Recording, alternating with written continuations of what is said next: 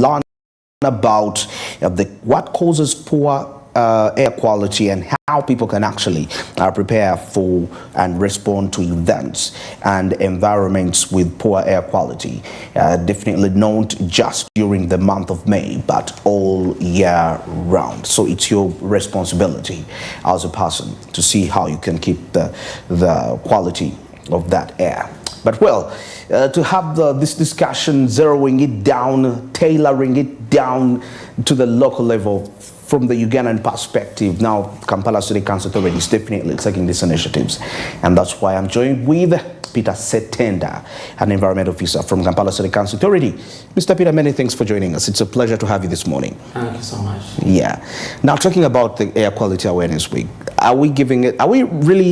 do we see, we as a huge priority, the attention that it ought to actually have as compared to countries like the United States and the United Kingdom, how they are taking it? Thank you so much, presenter. Yeah. The truth is, this is the beginning. It's the beginning. Because air quality has not been a very big priority before. Yes. But because of the impacts it has on the health of human beings, on general environment, on the country's budget. Now yes. It has started picking attention. So resources are being geared now towards how air quality can be managed. First of all, how it can be monitored. Monitored, yes. And then to know which are the biggest sources of air pollution. And then we come up with an action plan that can address that.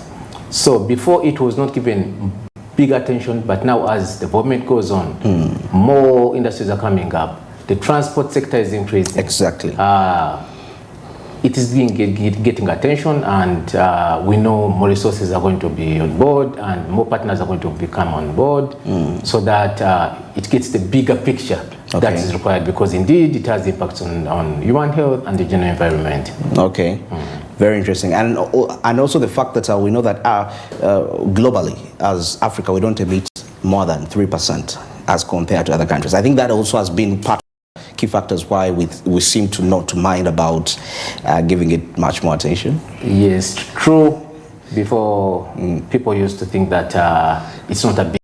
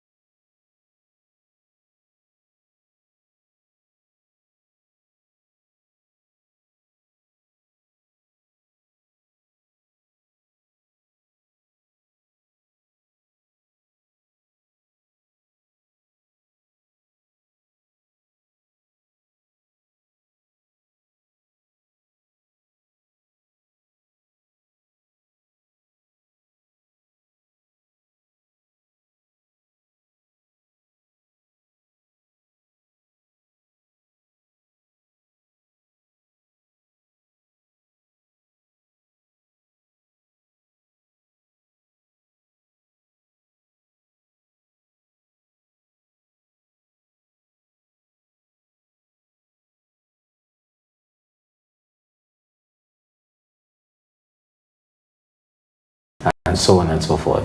Okay. How has been the reception this advocacy campaign since Monday, do we see that people are really embracing this, given whatever is happening around them? Because today everyone is thinking about efficiency, output, and really, when you come and tell them about monitoring this, it may not, because we still have, like you mentioned something about vehicles that are way 1994, 1992, but because it's a commercial vehicle for somebody and it's thinking about getting for the family. Well, people, since it's a new phenomenon, people are starting to appreciate. Okay. People appreciate something that has a direct impact on them. Yes. When you look at the cases of lung cancer now that are in hospitals, they're increasing day by day. And the researchers are wondering, what could be the cause of this? It's because of our behavior, especially in how the air we take in. Yes. So, after realizing that surely air pollution is a key factor if I'm to live in a healthy life, people have started picking on story by story, especially in urban areas. Yes. In the villages, the impact may not be big because they still have their greenery. Yeah. They have their kitchens outside. Yeah, exactly. Many of them don't move on the roads to get the particulate matter. But in the city here, that's where the problem is. So people in the city have started realizing that, we are dying silently. So they have started picking up, what can I do? At what time should I move? Because we are looking at, in our action plan task going forward, we are looking at sharing data with the public to know that the air quality at Garden City at between midday and 2 p.m. is going to be this much. So be careful. You either pass there or don't go there. You can have an alternative in Kololo where it's more green and the sequestration of carbon monoxide can take place. Okay. So those are the things that we are trying to put forward before people so that they can make a decision and live a healthy life. Okay, very interesting. Now, transitioning a bit to the aspect of monitoring, because one of the country's biggest challenges is aggregating data and talking about reliable database. So, how's the authority, Kampala City Council Authority, how have you managed to do so, most especially with this environment data? Now, what we are working with partners. The first key partners that came on board were the U.S. Mission. U.S. Mission. It was so much concerned about the air quality in Kampala. Okay. So by working with us, it came to build our capacity. Okay. It created benchmarking in the U.S. with that environmental protection agency in the U.S. Okay. And they did show us how they manage the air quality in the city. Okay. So now here, when the U.S. Mission came on board, it created it brought on another partner called Expert Trans. Okay. And they brought in monitors, about 25 monitors by then. Okay. That we placed in different parts of the city, depending on the land, on the activity being done. For example, to place them on in heavy traffic areas. We had to place them in schools, in hospitals, administrative centers, and the reason was to establish which area or activity emits a lot of gases or pollutants to environments. So what has helped us in the aggregation of that data is the U.S. Mission. Okay. We are dependent on their system to see that we can get the data. The data right. And when we got Expert Trans personnel, they also came in and they have been sitting at City Hall so that they were helping us to build our capacity. But now we can aggregate this data and get meaningful information that we can send to public. You can't forget AirCo. University. Yes, I've actually encountered some of. It has been very, very, very key. Yeah. And they've been very passionate about the air quality in the city. So for them, they are ahead. They've done a lot of research about this, and they are building cases and capacity on how we can, people can understand this problem, and then how we can address it in the city. In the city. Yes. Now, if we were to take a look at lead sectors for Kampala's pollution load and the country at large, what are those particular sectors that are, contributing to that levels, which are 5 times the cutoff point? In Kampala, basically, the triggers are transport. Okay. That's one of it. Like I've told you, we will receive second-hand cars. That the biggest majority here in the city, and they emit a lot of gases like carbon monoxide that really affects human beings and the environment. At the same time, the infrastructure. Many cars spend a lot of time in jam. So traffic jam. Traffic jam. Perfect. And people don't have a habit of stopping their engines. Oh, they keep on running the engines. Now you can imagine so many 40, 50 cars in congested area all running. Okay. And some of them don't carry out complete combustion of their fuel. Yes. So they keep on emitting dangerous gases. Okay. And the population, or the people in that area at that moment, keep on taking in these gases. So that's one of the triggers in the city. Okay. Then to industry, our city is still growing. Yes. So these industries, some of them use obsolete technology, especially in boilers. Boilers, yes. They still use these local materials that put up gases. They have a lot of dust, and so on and so forth. Look at people who deal in cement. Many of them don't put on those masks. We tell them, you people, there's an impact of cement being inhaled. Exactly. And then the person will tell you that, you know what? I don't breathe well when I put on a mask. How was that person breathing when COVID came? When COVID came. Exactly, yes. There are some excuses that we create that surely are not valid. Valid, absolutely. So industry also brings an issue. Then we look at waste management. Waste management. Poor waste management in this city. Okay. People whom you could expect that they can afford to manage their waste are the worst. Okay. When you move in some of these affluent places, you find huge clouds of smoke, people burning. And they don't know what they're burning. They're not only burning like maybe biodegradable waste.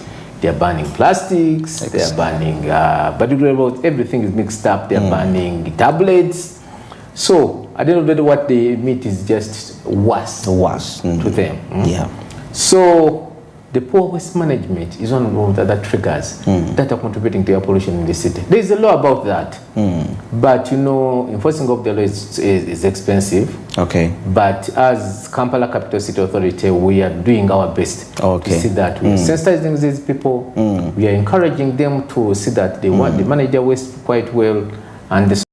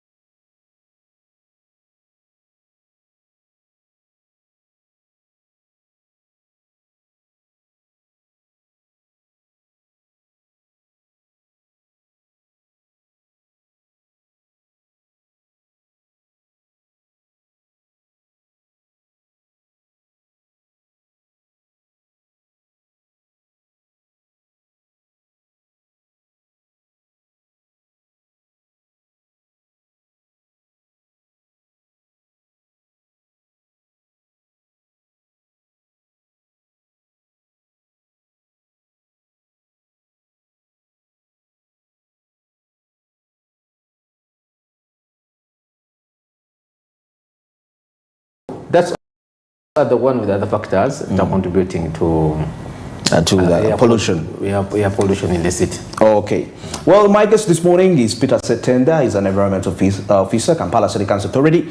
Definitely the discussion this morning is in line with the Air Quality Control Week. Yes, Air Quality Awareness Week 2024, which started Monday and will be running all the way up to 10th. Well, we'll take a break for now. Still returning with Peter Setenda as we are breaking down the advocacy campaign and what should we expect would be the outcomes.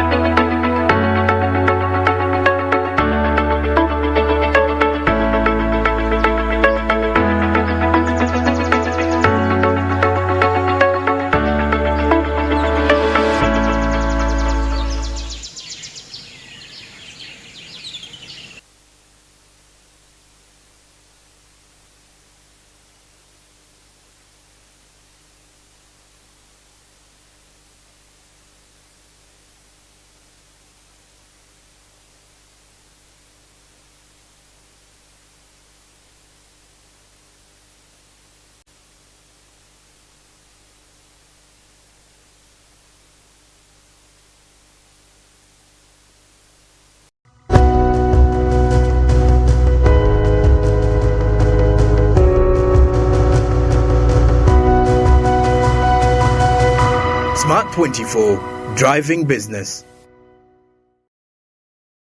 MTN moment kutusaka Rosi live in concert kujahazi PM nyonyo mo hip hop kuna rubale Kurokanga 18 Mei 2024 ena fefe bosi weekend kama goma rapo na nyina freestyle jangola bomwana wakulu kutebika munganiga sasa liva muchamba misana na chino gatuli marapu melele kukinga mtwale bidi bia mtwale tano emeza kakande emeza vinya milioni satu downloading MTN Momo app osaliwe kebijula 5 kubuli 10 ku tiketi woguli kwa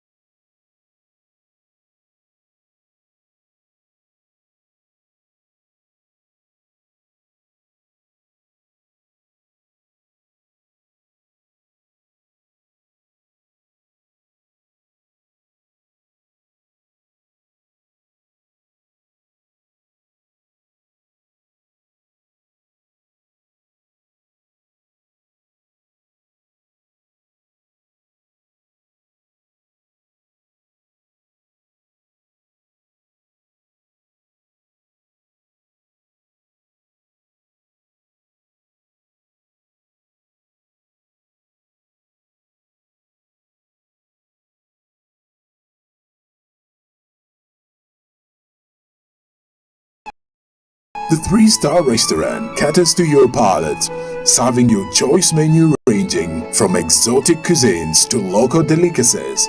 Our chefs will serve you full course fully out of this world culinary experience.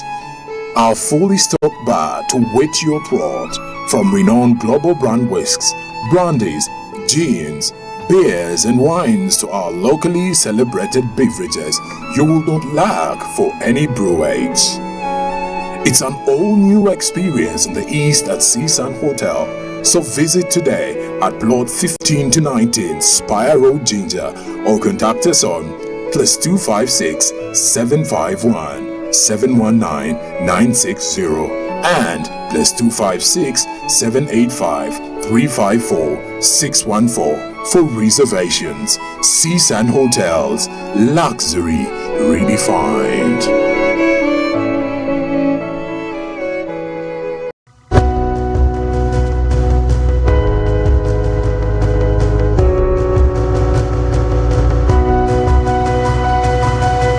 Smart 24, driving business.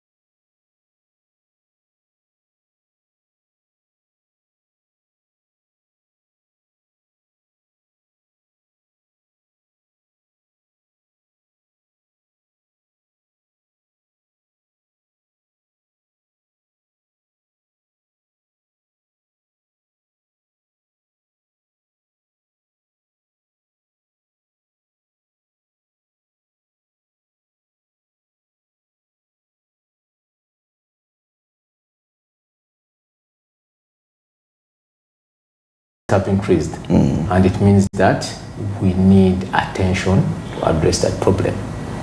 If 13.8% of the children between 8 to 14 years are dying because of bronchial asthma, that is a very serious issue that we really need to address in the city.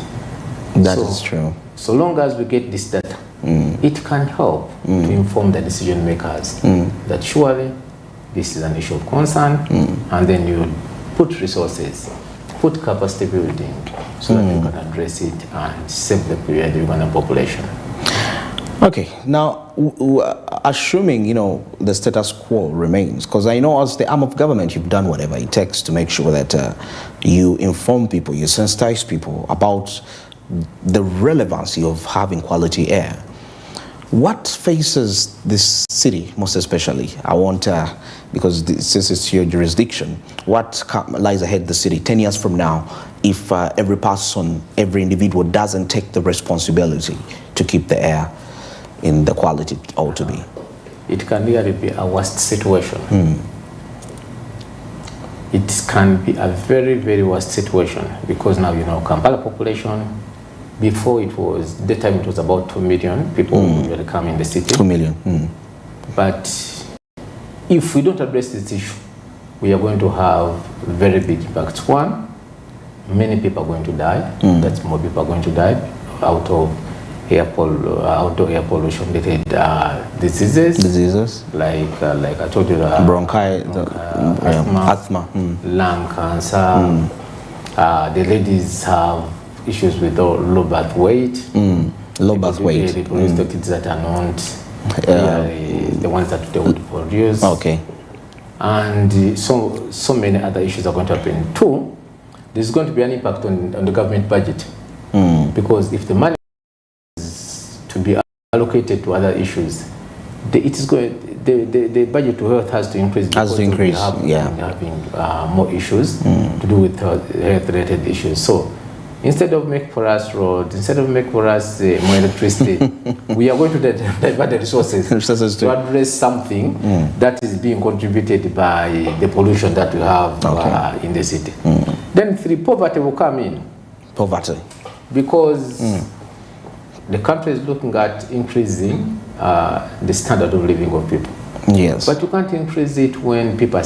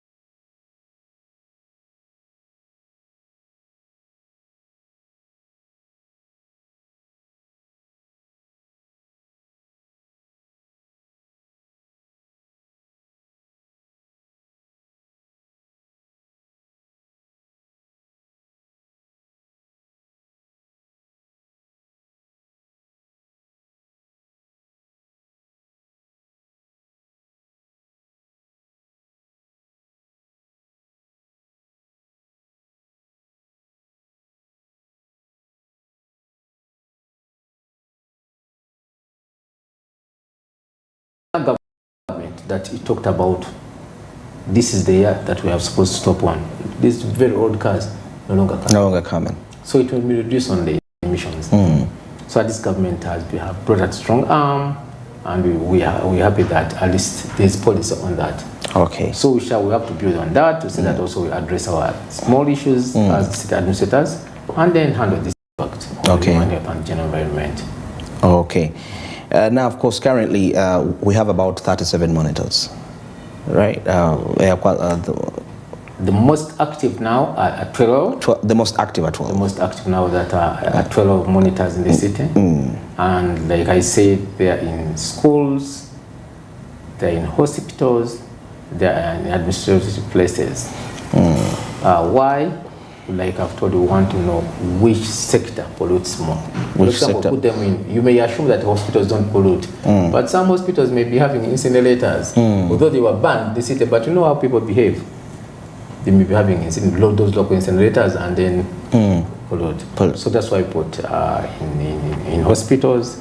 Then we had to put them in schools.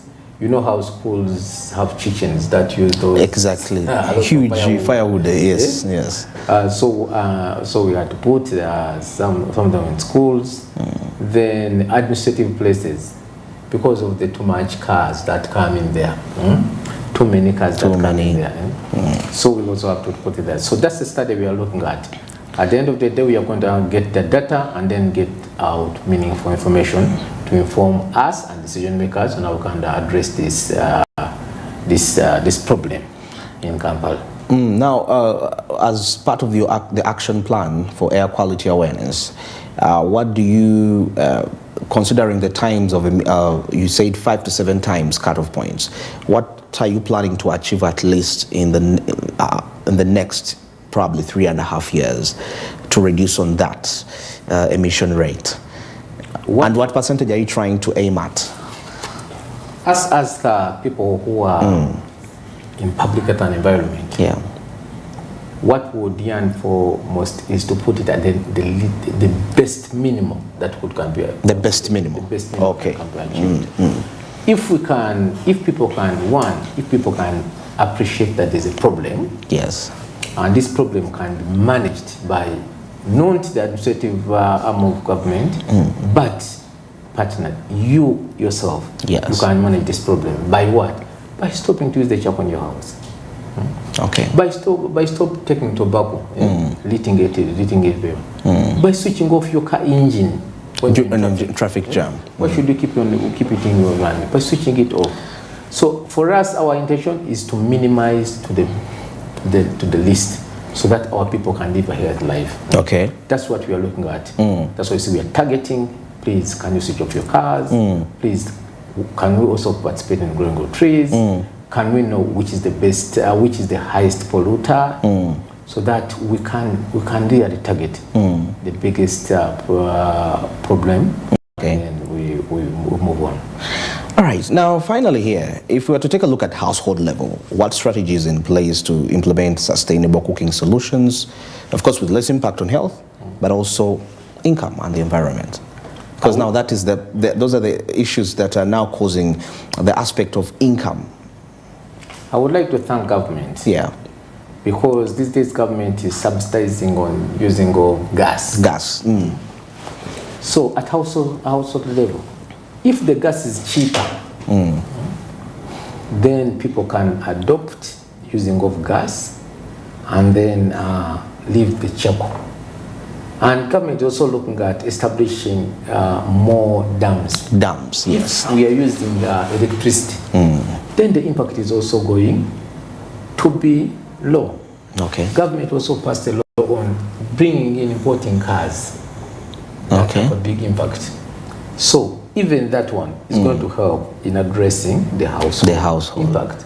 So the interventions are already there. They have been read. Use power if it's cheap. Use gas, because surely gas has gone down these days. Here 20 kilogram cylinder is at refilling is at 105,000. That is 20 kilograms. After 20 kilograms, just refilling it's 105.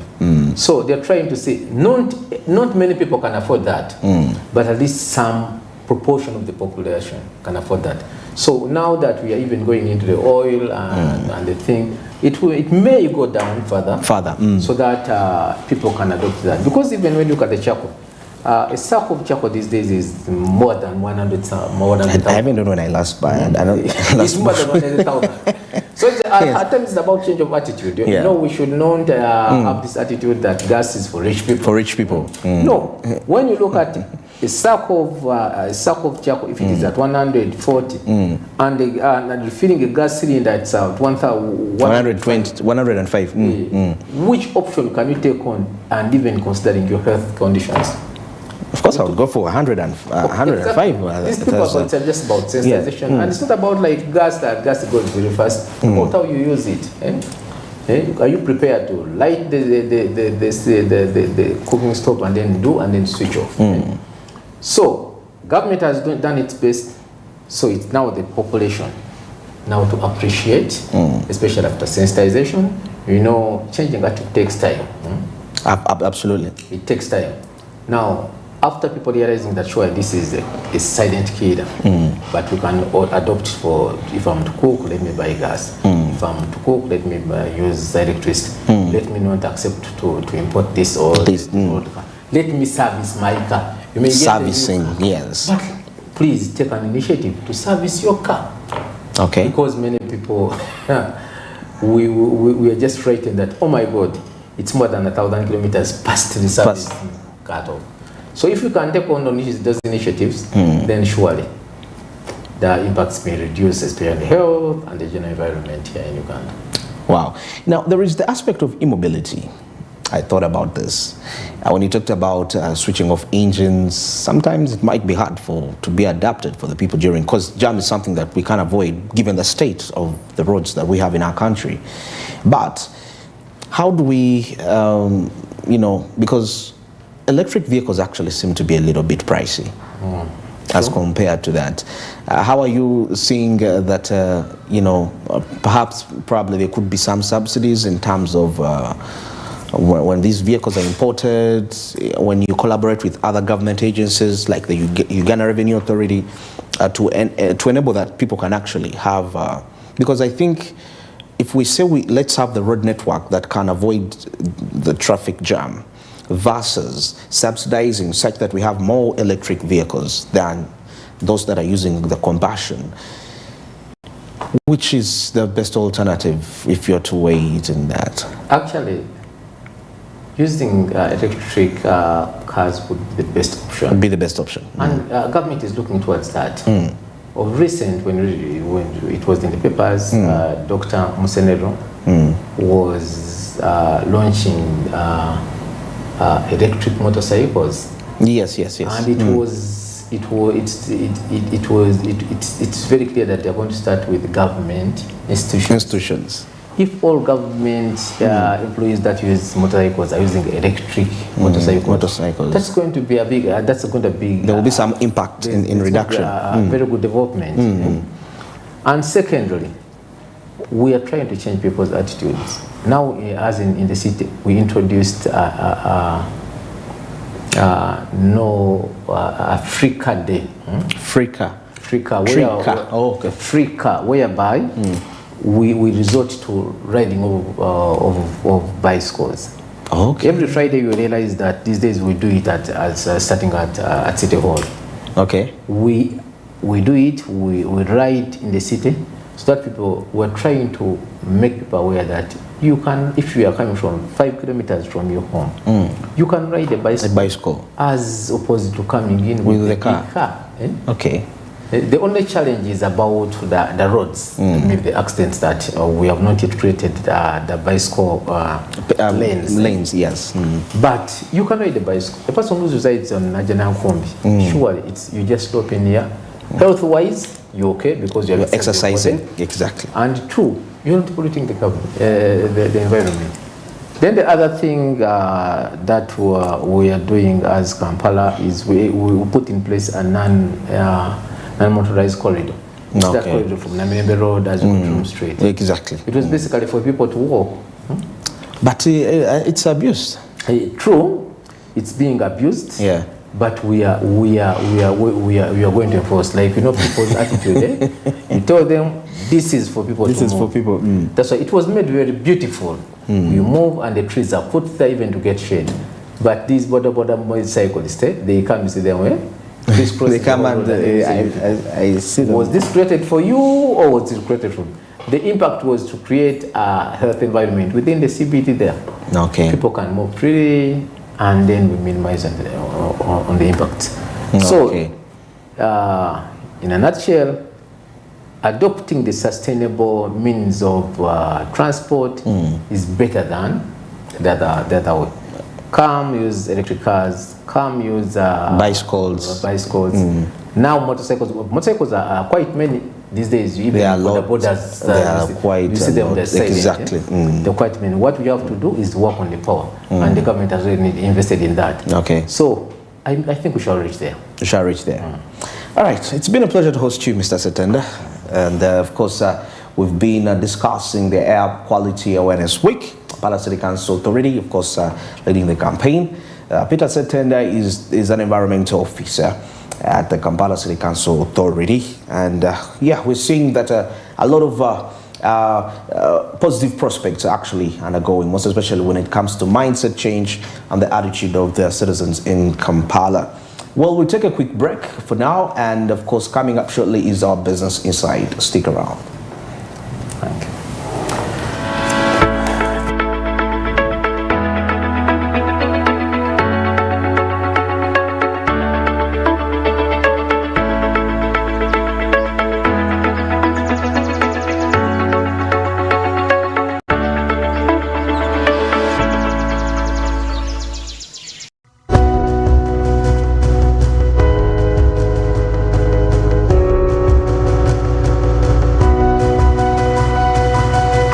Smart 24, driving business.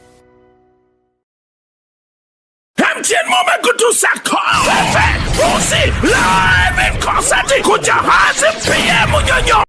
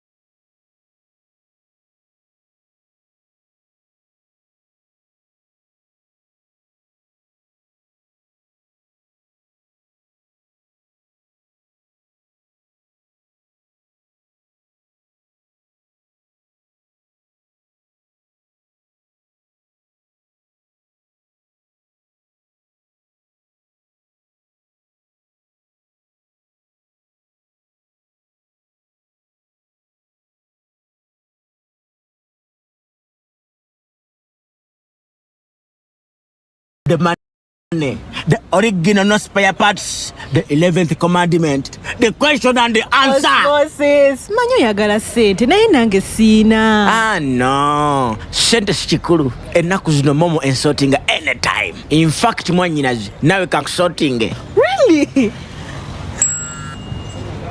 Nkuweereza endagiro y'okufuna looni ku momo. Nze wendi ku lulwo mpaka mu chips.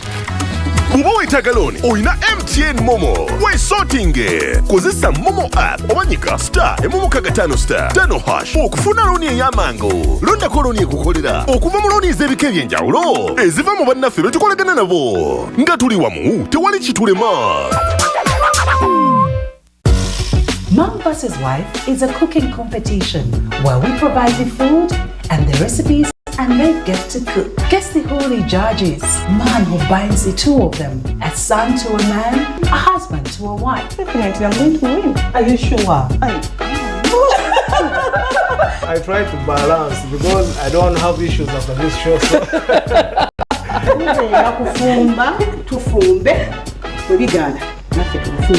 Nzikirizibwa okugamba nti byonna bimpomedde ng'osoose kubirya ate ng'olidde ku alaali bonna bawanguti.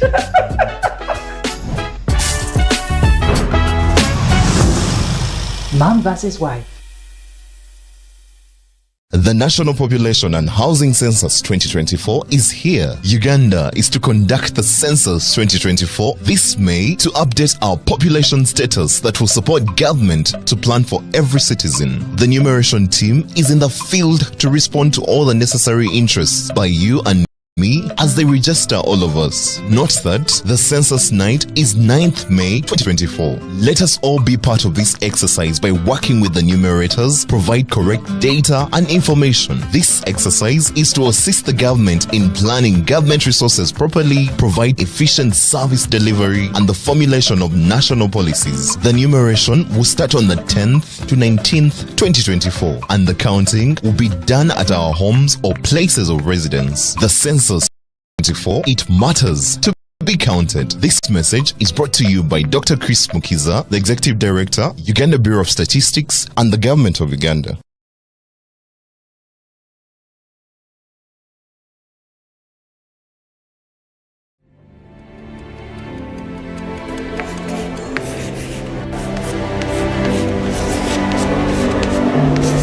This is Jordan. When it comes to classwork, Jordan is magic. Jordan shines. Jordan makes his peers better. Jordan is a true leader. White Star Magic family, be a leader, be magic.